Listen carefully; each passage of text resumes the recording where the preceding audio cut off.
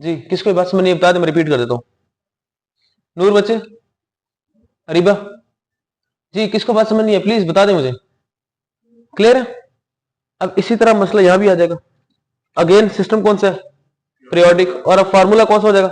F को लिखें। In periodic inventory system we will physically count closing stock.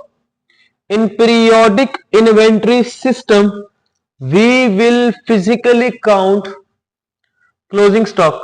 ताहा, क्या तुम्हें ये बात 100% समझ आई है? अगर इस तरह का एक सवाल दे दूंगा कर लोगे? चलो। In periodic inventory system, we will physically count closing stock at year end। At year end।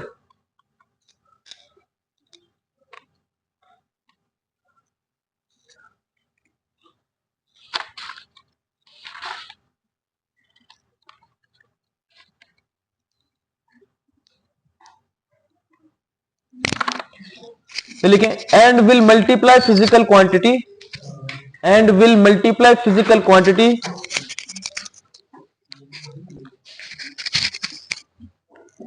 Thank you. On है? बैठो बच्चे, अभी बैठो।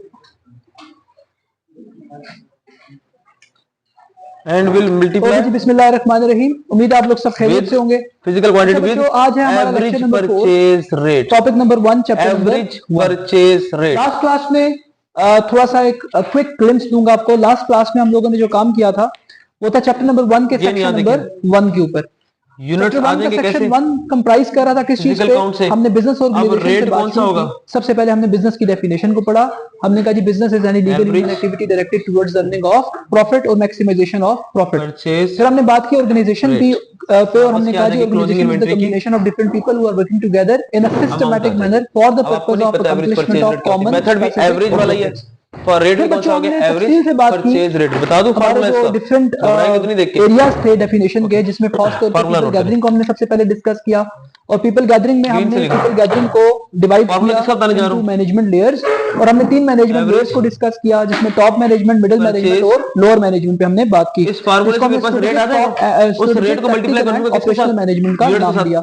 एवरेज परचेज रेट का फार्मूला देखिए। हमने हर एक मैनेजमेंट ओपनिंग इन्वेंटरी की value in term of planning perspective and in term of operational perspective.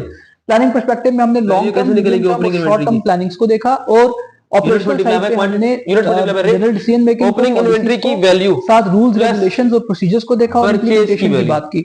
इस तरह ऑब्जेक्टिव्स की स्मार्टनेस को ऑब्जर्व करते हुए हमने सिस्टम के रिफ्लेक्शन के साथ बातों को कंक्लूड किया, और हमने कहा जी कि सिस्टम क्या होता है? ओपनिंग इन्वेंटरी के यूनिट्स, पॉलिसीज एंड प्रोसीजर्स होता है। ठीक है, आज बच्चों हमने डिस्कशन को कंटिन्यू करना है from section number 2। Chapter number 1 का जो सेक्शन नंबर 2 है, that comprises of a topic that is types of organisations. हम डिफरेंट रंगो नस्ल की ऑर्गेनाइजेशंस को डिस्कस करेंगे।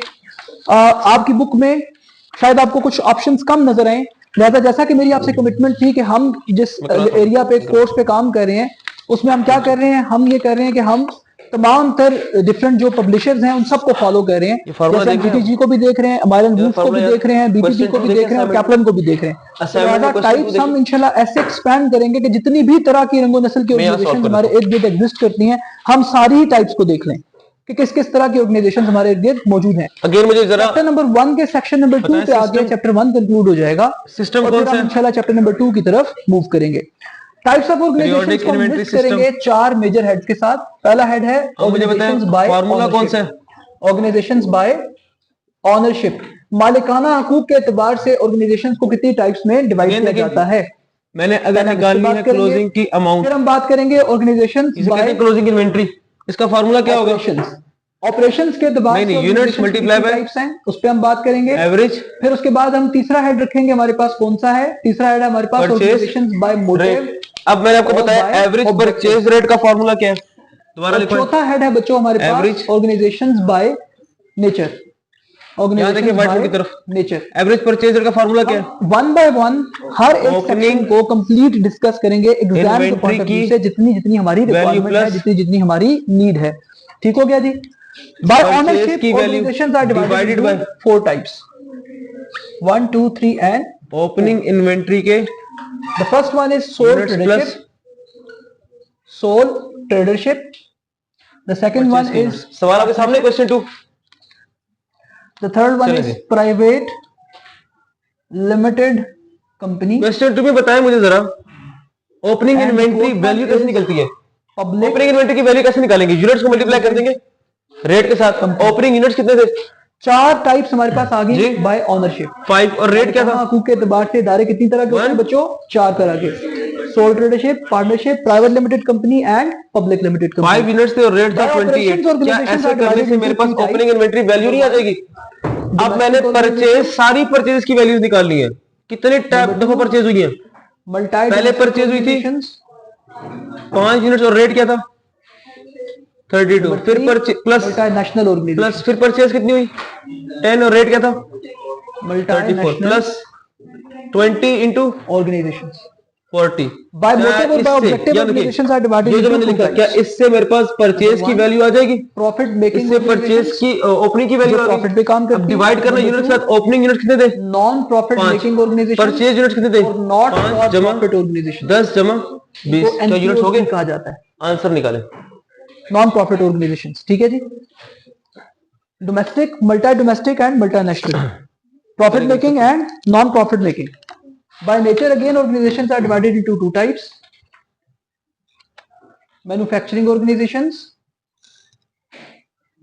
and services organizations. अच्छा, अब इन सारी कैटेगरीज में बच्चों 4 और 3 7, 7 और 2 9, 9 और 2 11. हमने टोटल 11 डिफरेंट रंगो नस्ल की ऑर्गेनाइजेशंस को आपके सामने लिखा है. पूरी एक दर्जन है. अब जो 12वीं है वो कौन सी है. जो 12वीं है वो एक्सेप्शनल कैटेगरी है. उसको हम क्या कहते हैं. Exceptional category. इसको एक्सेप्शनल कैटेगरी में क्यों कह रहा हूं. इसलिए सर कि इसको डिफरेंट सेक्शंस के साथ जोड़ा जा सकता है. जैसे फॉर एग्जांपल हम बात करते हैं किसकी. ट्रेडिंग की.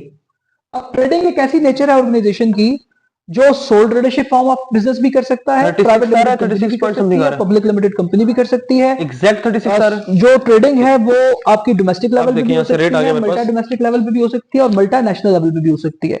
ट्रेडिंग जो है आपकी वो प्रॉफिट मेकिंग के लिए भी हो सकती है और नॉन प्रॉफिट मेकिंग के लिए भी हो सकती है. अब उस फार्मूले में आ जाएंगे जो ब्लैक ट्रेडिंग आपकी मैन्युफैक्चरिंग क्लोजिंग के अमाउंट निकालनी कैसे निकलेगी. यूनिट्स कितने क्लोजिंग किया जाता है. ट्रेडर्स कौन होते हैं. मिडिल मैन्स होते हैं. एजेंसी फंक्शन परफॉर्म करने वाले लोग. यानी कि जो डायरेक्ट मैन्युफैक्चरर्स नहीं होते. जो बायर्स और सेलर्स आपस में क्या करते हैं. कनेक्ट करते हैं. यानी जो खरीदार है उसको ढूंढते हैं और जो बेचने वाला है उससे चीजें लेके उसको उसकी जो रिक्वायरमेंट और नीड है उसको फुलफिल करवाते हैं. वहां पे 290 तो ट्रेडर्स को या ट्रेडिंग को हमने किसी कैटेगरी का पार्ट नहीं बनाया. हमने उसके ऊपर एक अलग कैटेगरी देके क्या कहा ये कैटेगरी है जो रूटीन से जरा हटके है. अब रूटीन ऑर्गेनाइजेशंस के अंदर अगर हम बात करें तो हमने हर सेक्शन को जरा ओपन करके एक्सप्लोर करना है इतने पॉइंट्स के लिए कि हमारे लिए एग्जाम में वो चीजें जस्टिफाइबल हों. यानी कि the things should be on our tips. Paper में जब हम जाएं तो हम फौरन बाइफरकेट कर सकते हो सर के सोल ट्रेडरशिप में और पार्टनरशिप में क्या फर्क होता है. प्राइवेट लिमिटेड कंपनी में और पब्लिक लिमिटेड कंपनी में क्या फर्क होता है. ऐसे डोमेस्टिक, मल्टी डोमेस्टिक और मल्टीनेशनल ऑर्गेनाइजेशन कैसे काम करती हैं. इसी तरह प्रॉफिट मेकिंग इदारा और नॉन प्रॉफिट मेकिंग इदारे में क्या डिफरेंस है. मैं थोड़ा क्विक स्पीड से इसलिए बोल रहा हूँ बिकॉज ये एरिया ऐसा है जिसको हमने क्विकली गुजारना है ताकि आप उस एरिया पे सुकून से काम करें, आराम से काम करें जिसपे हमने फोकस करना है. इसी तरह मैन्युफैक्चरिंग ऑर्गेनाइजेशन में और सर्विसेज में क्या डिफरेंस होता है और किन चीजों की बेस पे वो डिफरेंस क्रिएट हो रहा होता है. तो डिस्कस करना स्टार्ट करते हैं बच्चों वन बाय वन. नोट कर लिया होगा लेकिन अगर अभी भी समझ नहीं आ रही तो फिर मेरा बस नहीं पहुंचता. अच्छा मेरे पास चूंकि बोर्ड पे एक सहूलियत है. क्या बताया पीरियोडिक में अगर क्लोजिंग की अमाउंट निकालनी है FIFO से तो रेट क्या होगा. हर हेडिंग नया देना है. पीरियोडिक में अगर क्लोजिंग की अमाउंट निकालनी है FIFO से तो फार्मूला क्या होगा. ज्यादा लंबी चौड़ी कहानियां नहीं सुनाऊंगा. रेट कौन सा होगा. एवरेज परचेज रेट का फार्मूला आपके सामने है. वहां से रेट निकाल के यूनिट्स मल्टीप्लाई कर दें. अगर यूनिट्स भी नहीं बताए तो यूनिट्स खुद निकाल सकते हो. कैसे निकाल सकते हैं वो फार्मूला बिल्कुल से लिखा हुआ है. इसका आंसर हमें क्लोजिंग 33. एक चीज और मैं यहाँ ऐड करना चाहूंगा छोटी सी जल्दी से जो आपके सामने डाटा है ना क्लास साथ डिस्कस करूंगा. यानी कि रेगुलेटरी अथॉरिटीज क्लोजिंग की अमाउंट बताएं. जो हमारी रेगुलेटरी अथॉरिटीज है पाकिस्तानी मार्केट के अंदर हम थोड़ा साथ एडजस्ट कर जाएंगे ताकि आपको जिस रीजन में बैठ के पढ़ रहे हो इस सब्जेक्ट को वो पाकिस्तान है. भले हम यूके क्वालिफिकेशन पढ़ रहे हैं लेकिन पाकिस्तान में अगर हमें कोई जरूरत पड़ती है किसी तरीके की रेगुलेशन की तो हमारा कौन रेगुलेटर होगा. हम किसके पास जाएंगे बिजनेस रजिस्टर करवाने के लिए. कैसे रजिस्टर होगा, उसके लिए क्या क्या तरीके होंगे सर. उसके अलावा फिर और कौन सी रेगुलेटरी अथॉरिटीज हैं जो बिजनेस के साथ रेलेवेंट हैं. देखिए कुछ फील्ड ऐसी हैं, कुछ एरियाज ऐसे हैं जो रेलेवेंट होंगे, कुछ ऐसे होंगे जो इररेलेवेंट होंगे. यानी कि जो हमसे डायरेक्टली रिलेटेड नहीं होंगे. बिजनेसेस से हट के जितने भी रेगुलेटर्स हैं उनका हमसे कोई ताल्लुक नहीं है. लेकिन जो बिजनेस के रेगुलेटर्स हैं उनके बारे में हमें पता होना चाहिए। ठीक है बच्चों, ओपनिंग 10 यूनिट्स का रेट क्या है? हम साथ साथ एड्रेस करते जाएंगे। ओपनिंग का रेट क्या है? Are you guys are ready? जी कैमरे में आ रहा है सारा कुछ? रेगुलेटरी अथॉरिटीज रेगुलेटर यहां तक जो बिजनेस को रेगुलेट करते हैं, बात समझ आ गई? ओके, जिनसे हमें यह पता चलता है कि कौन सा बिजनेस क्या है। बता दूं? जल्दी जल्दी जल्दी जल्दी, मुश्किल लग रहा है? नहीं लगना चाहिए मुश्किल, करो करो करो। ओके, सबसे पहले बच्चों हमारे पास पहली टाइप क्या है? Sole tradership form of business. Sole tradership क्या है? क्लोजिंग यूनिट्स निकले हुए ना कितने? When a business is 33। Rate निकालना है, स्ट्रेट अवे बात करें। When a business is owned by point मुझे नहीं पता, मैं खुद करूंगा। वन सिंगल आंसर बस याद रखिएगा, लिख लें। बिजनेस को कौन ओन करता एक आंसर आया 12 पॉइंट। अच्छा, रेट को कभी भी राउंड ऑफ ना करें। 12.99% हैं 909 12.9%। 100 भी हो सकते हैं, अगला आंसर है 10 भी हो सकते हैं, और क्या 50 भी हो सकते हैं, but when 12.9% owned and controlled by तुम्हारी बात one single person, the business is known as a sole tradership form of business। 10 इसको units, 10 sole proprietorship भी कहते हैं। क्या कहते हैं? तुम्हारी आवाज भी नहीं आ रही। proprietorship भी कहते हैं, लेकिन सोल ट्रेडर्स एक बड़ा कॉमन सा एग्जांपल है, कॉमन सा नाम है इसका। अब ऐसे बहुत सारे बिजनेस आप अपने इर्द गिर्द ऑपरेट होते हुए देख रहे हैं। रेट केमिस्ट रेट कितना आ रहा है? डिवॉटसन केमिस्ट है, या फिर कोई भी 12.9 स्टोर है, कोई भी आपका अदर देन 12.9 आ रहा हो, किसी भी तरह का कोई छोटा मोटा नाई की दुकान है, कसाई की दुकान है, वहां पे एक सिंगल ओनर है, बाकी उसके मुलाजिमीन काम कर रहे हैं। ठीक है, तो ऐसे बिजनेसेस को हम क्या नाम देते हैं? Sole tradership form of business का नाम देते हैं। ठीक है जी। Point B, decision making is done by rate निकालो, रेट ऑनर अलोन। जो ऑनर होगा बिजनेस का, उसी ने बिजनेस के सारे डिसीजंस भी लेने हैं। उसके डिसीजन मेकिंग के अंदर किसी किस्म के दूसरे तीसरे बंदे की कोई इन्वॉल्वमेंट नहीं होगी। जब मेरे बच्चों सिचुएशन ऐसी हो, यानी कि डिसीजन मेकर एक हो, ऑनर भी एक हो, कंट्रोल भी एक सिंगल पर्सन के पास हो, डायरेक्शन भी एक बंदे ने सेट करनी हो बिजनेस की, ऐसे बिजनेसेस को हम क्या कहते हैं? यहाँ देखिए, सोल ट्रेडरशिप। प्लीज मुझे फार्मूला लिखवाएं। क्लियर है सब बच्चों को? खामोशी। कोई पीरियोडिक में कोई परेशानी? क्लोजिंग इन्वेंटरी वो वादा किया था कितने पॉइंट? क्लोजिंग इन्वेंटरी तो मतलब है अमाउंट। क्लोजिंग इन्वेंटरी का फार्मूला क्या होगा? क्लोजिंग टिप्स पे होने चाहिए। मैंने आपको बड़े बड़े रेटे मारने के लिए नहीं कहा, मल्टीप्लाई करेंगे। कॉन्सेप्ट क्लियर होना चाहिए आपका। रेट का नाम क्या है? Agenda. Sir what is sole tradership? Business which is owned and controlled by one single person. Purchase decision making is done by owner. ये फार्मूला लिख देंगे आप। अब इसके बाद आप कैलकुलेट करेंगे एवरेज परचेज रेट। सब बच्चों ने अपने पास, शाबाश। जो एवरेज परचेज रेट होगा, पार्टनरशिप, उसमें मुझे बताएं ओपनिंग की वैल्यू लेंगे। ओपनिंग यूनिट से 10 दूसरी देंगे, रेट था 10, यहां से आगे ओपनिंग की वैल्यू। मैं बोर्ड का सारा लेते हुए चीजों को जरा, परचेज मैंने 3 दफा किया। 20 यूनिट खरीदे, रेट क्या था? 12। दूसरी टाइप क्या हमारे पास? 15, रेट क्या था? When a business is owned bye, rate क्या था? When a business is owned bye, ऐसे किया 2 अब डिवाइडेड बाय यूनिट्स। 20 यूनिट कितने? 10। जब किसी बिजनेस को बचा कितने लोग 20 ओन करते हो? 2 से लेके 15 और 20 तक लोग। 10 2 to 20 अब यहाँ से people। मुझे रेट कितना owned by 2 to 20 people। The business is known as partnership form of business। साझेदारी। इस तरह लिखे 12 ठीक है, जिसमें आपने क्या किया? अपने साथ एक साझेदार बना दिया, आपने हाथ मिला इसके दिया। बाद क्या होगा? वो जो ब्लैक वाला फार्मूला उसमें वैल्यू पुट कर देंगे। ठीक है, हम कहेंगे जनाब क्लोजिंग इन्वेस्टमेंट भी इन्वेंटरी, आती, रिटर्न भी आधा। यूनिट कितने थे? लेकिन ये बहुत 33 और रेट क्या है? कम्प्लेक्स 12.9। तो अमाउंट कितनी आ रही है? कर सकती है फ्यूचरिस्टिकली। 420 साल के तौर पे जब ऑनरशिप में होगी, 2 तक हो, 3 तक हो, 4 तक हो, तब तक तो परसेंटेज डिवीजन इजी हो जाती है।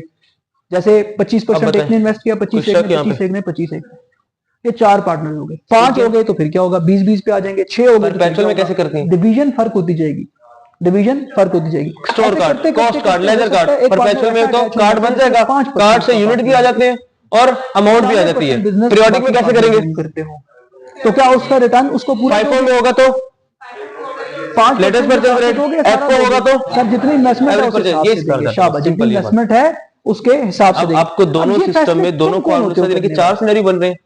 Perpetual FIFO, perpetual FO, periodic FIFO, periodic FO। आपको चारों सिनेरियोस में क्लोजिंग इन्वेंटरी फाइंड करने आ गई है। कौन सा आसान लग रहा है? कि जब भी हम partnership form of business periodic या परपेचुअल, पहली बात हमने की है लिमिट की। जैसे लिमिट परपेचुअल में लेजर कार्ड है, फौरन सवाल आना चाहिए। पीरियोडिक में फार्मूला मेरे सबसे पीरियोडिक आसान है, आंसर जल्दी हो जाएगा। परपेचुअल में आपको पूरा टेबल बनाना पड़ेगा। पार्टनरशिप एक्ट की, किसकी? पार्टनरशिप एक्ट की।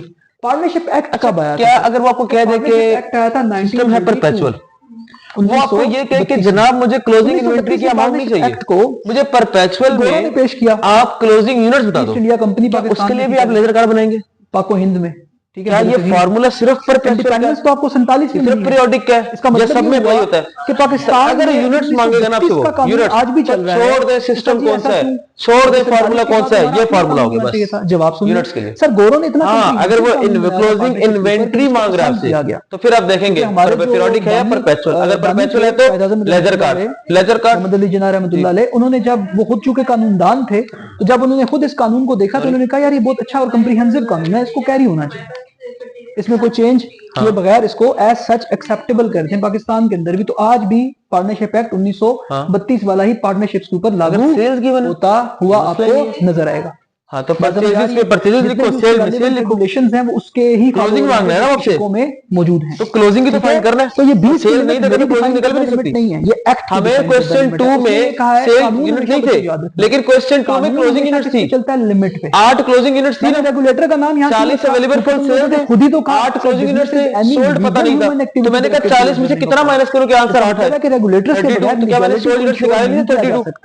रेगुलेटर्स का काम क्या होगा मेरे बच्चों? लीगैलिटी को बिजनेस में ऊपर लागू करना, 3 4 5 में से ताकि लोग 4 फिगर्स देके एक गायब कर देगा कि कुछ भी कर रहे हो तो क्वेश्चन 2 में से क्या गायब कर दिया था, जैसे दिल कर रहा हो कर रहे हो तो सोल्ड यूनिट्स को। हमने अपने सवाल में किसको गायब कर दिया? रेगुलेटर बिहाइंड इस सवाल में किसको गायब कर दिया मैंने? क्लोजिंग मैंने फाइंड किया।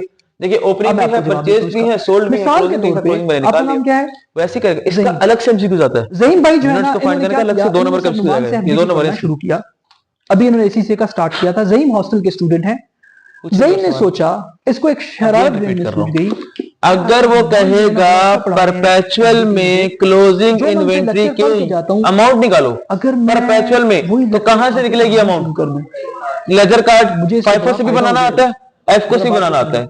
अगर वो कहेगा पीरियोडिक में क्लोजिंग इन्वेंट्री की अमाउंट निकालो तो कैसे करोगे? FIFO होगा तो रेट के बाहर लिख दिया, लेटेस्ट परचेज रेट, एफको होगा तो rate, coaching centre average purchase rate, units कहां से निकलेंगे? नाम पे कोई नहीं है फार्मूला या दे देगा आपको वो यूनिट, या वो आप खुद फाइंड करा लेगा। क्या ये वाला फार्मूला सिर्फ पीरियोडिक के लिए है या परपेचुअल में भी बन सकता है? परपेचुअल में वो कहे कि लेजर कार्ड मत बनाओ, परपेचुअल में वो कह दे कि क्लोजिंग इन्वेंट्री की अमाउंट मत बताओ, परपेचुअल में मुझे यूनिट बताओ, तो क्या उसके लिए भी आप लेजर कार्ड बनाएंगे या इस फार्मूले से निकाल लेंगे? ऐसे तो उनको ये लगेगा फार्मूले से निकल आएगा। ज़हीम जो है वो सीपी का पार्ट है, स्टूडेंट ही नहीं है बल्कि उसका पार्ट भी है।